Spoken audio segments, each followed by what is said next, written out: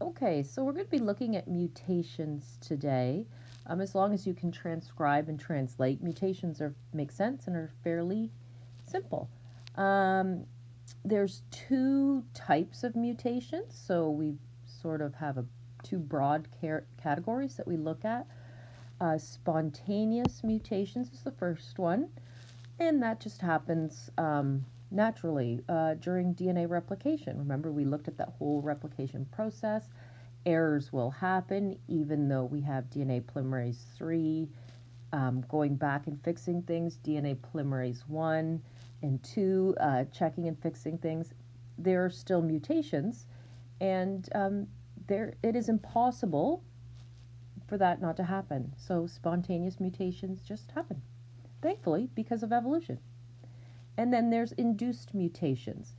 Those are caused by environmental agents, or what we call mutagens. So that's kind of an important word, mutagen. Um, Two of the most common things that are mutagens are both chemical and radiation. So chemicals, these mutagens can enter the nucleus and mimic nucleotides. They insert themselves directly into the DNA, and that affects the replication when the DNA replicates, because there's these extra components in there that have broken the code. So the code is now not in the correct order. You've got something else stuck in there. Um, and as far as chemical mutagens go, we are nowhere near figuring out all the chemical mutagens we have in our environments.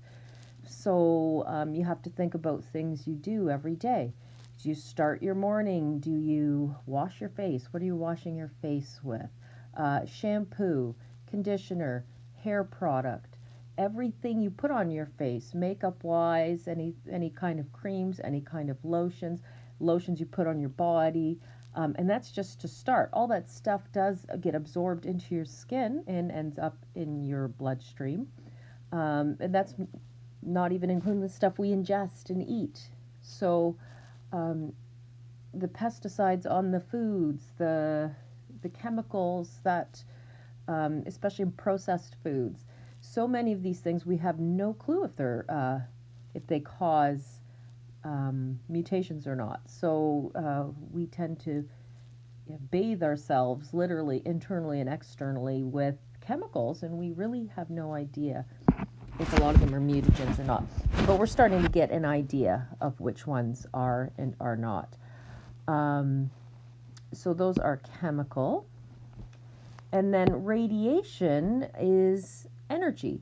So we know ultraviolet B, which comes from the sun, causes bonds to form between adjacent nucleotides, so nucleotides that are beside each other, and it forms a kink. Again, the kink affects the replication.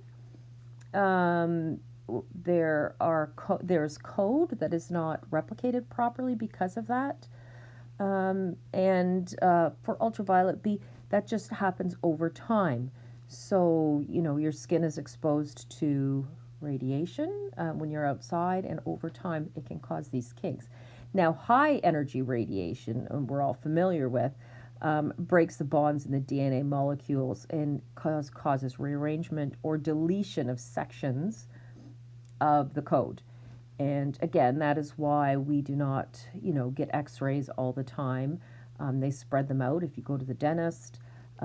Yeah, we know that high energy is just going to rattle that DNA and break it. So we're going to start, our focus this year is what we call small scale mutations. We looked at mutations in grade 11. We looked at things like duplications of whole sections of the DNA, deletions of whole sections of the DNA. So this year we're going really small. So we're going to be looking at a set of small scale mutations that affect individual base pairs. Okay, so, or called point mutations, if you know here, point mutations. There are 4 groups that you need to be able to identify and know the name of. So we'll start with our first one, which is called a missense mutation. So a change of a single base pair or group of base pairs that results in a different amino acid. So transcribe and translate the following. I want you to freeze this, write these examples down, and transcribe and translate them. Okay, and then I'm going to go ahead and do it. So you're going to freeze it, and then you're going to go ahead and do it. So again, if we look at this, here's the 3' to 5' direction. We're going to go right in that direction. So I'm going to start by transcribing it. So GAA. So wild type means just regular. So this is the mutant. So we can see we have GUA. So this is where the issue is. So literally one nucleotide difference. And then what we end up with, so you go to your genetic code and you find GAA, which I'm doing right now, is glutamine. So GLU, glutamine is the amino acid. And then GUA ends up being valine, or VAL. Okay, so what happens is because of that one nucleotide difference, hemoglobin is the protein in your blood that carries oxygen. And that one little small difference of one nucleotide causes one of the amino acids. Remember, there's going to be a whole string of amino acids. It causes one of those amino acids to change. And you might think, well, what's the big deal? What's one different amino acid in a chain of probably thousands of amino acids? Well, it actually turns out it is a big deal. One will give you normal hemoglobin, or that protein. One will give you what's called sickle cell hemoglobin. So that one nucleotide change causes sickle cell anemia. So here's what sickle cell anemia is. Causes lack of oxygen. The blood cells aren't shaped properly. It can cause pain. It can cause blocked blood vessels. So one nucleotide, big change. Okay, and that's the one thing I want you to get out of this whole mutations section. Small changes can result in huge differences when you look at the organism systemically. Okay, the next mutation is called a nonsense mutation. So when a change of a single, so this is number 2. Again, you are responsible for the names. When a change of a single base pair or group of base pairs results in a premature stop code in the gene, the polypeptide is cut short and unable to function. So here is the 2 examples. So this is the normal one, and here is the mutant. So what I want you to do is freeze this, transcribe and translate these. So I'm just giving you the one DNA strand there. You're going to transcribe it, you're going to translate it, and then see what happens. So to transcribe it, we're starting with TAC here. So that's OG, which is our start codon. And then we have AAG, UUU, GGC, etc. Okay, and over here I have AUG, and then I have UAG, okay, etc., etc. So if I go ahead and translate these now, I know I'm going to start with my good old methionine, because we should always. Although with small little snippets of DNA, we don't always start with methionine. In this case, they did. And AAG, looking it up, lysine. So we get met, lysine, UUU, that should be an easy one to find, phenylalanine, etc., etc., okay? And here I'm going to start with met, just like the other one, but UAG is a stop codon. And so the polypeptide doesn't even get started, right? It gets one amino acid and then it stops. So these types of mutations, nonsense mutations, are really tend to be very detrimental to the organism. Some mutations are more likely to give a positive outcome, and some are more likely to give a negative outcome. Nonsense mutations, for the most part, will give a negative outcome because you're not even getting, you're not changing the protein a bit. You're cutting that polypeptide off early, and in this case, way too early to be functional. So these tend to be pretty severe. A silent mutation, so this is our third one. That occurs when the change in one or more base pairs does not affect the functioning of the gene. The mutated DNA sequence codes for the same amino acid as the non-mutated.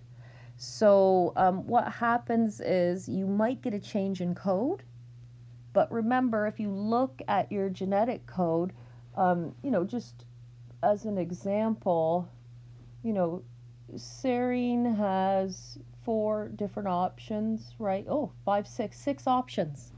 So you can get the amino acid serine from 6 different codons, and that's part of the redundancy of the code. And in that case, you can have a change in nucleotides, but still end up with a codon that gives you the same amino acid. And in that case, the DNA is in fact mutated. It's not the same code, but you're still getting the same amino acids. So yeah, it's silent. There's no difference.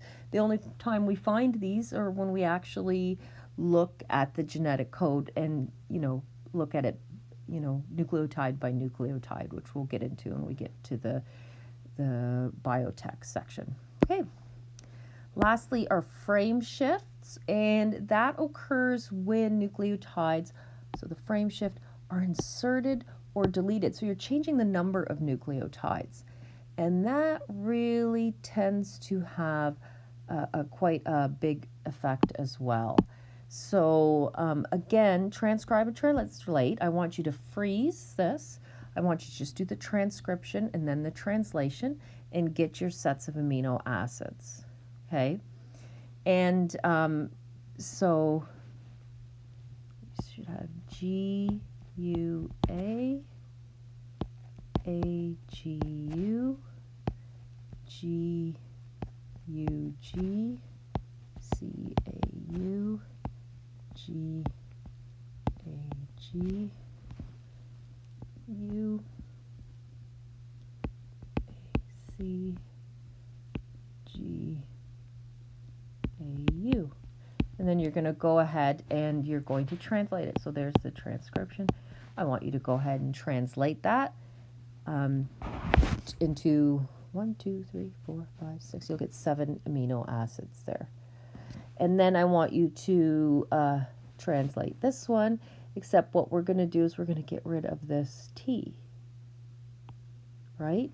So we're going to get G, U, A, G, U, G, U, G, C, A, U, G, A, G, U, A, C, G, and then we're going to have 2 left over. And then I want you to, go ahead and get your amino acids here. And what you should note, and what should happen, is I don't want to make this too long or it takes forever to download or upload, I should say, to YouTube. So I want to cut this off fairly quickly. But what you will note is your first amino acid will be the same, but all of these amino acids will be different from the ones above because you've shifted. So everything else is different. And that's quite a big change. You're getting a whole new polypeptide. Is it functional? It might be. Is it useful? It might be. Or it might be a disaster, right? That's the thing with mutations. So just a last little note here. Changes in DNA sequence can be good. We call that evolution. We wouldn't be here without changes in the DNA sequence. Or bad, loss of function. We are really concerned with things like cancer. So if we start to get mutations in the sections of our DNA that control the cell cycle and how often our cells replicate, we end up with cancer. So, I mean, that's obviously really bad. Um, Areas of the genome that are not used, we call those pseudogenes. They contain viral DNA, some of them. They tend to accumulate more mutations than functional areas because they do not cause the death of the organism before your reproductive age. So I always like to give the example of our gene that we have, it's turned off, that would give us a tail if it was turned on. And again, we've talked about this. Some people are born with tails and we surgically remove them.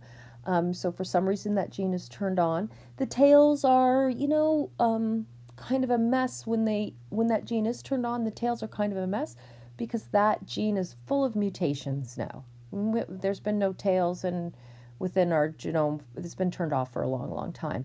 So they will just naturally accumulate mutations in that gene during replication of DNA. But because it's turned off, it's not going to affect us one way or another. So those sections of our genome tend to have a higher rate of mutation because they don't kill off the organism.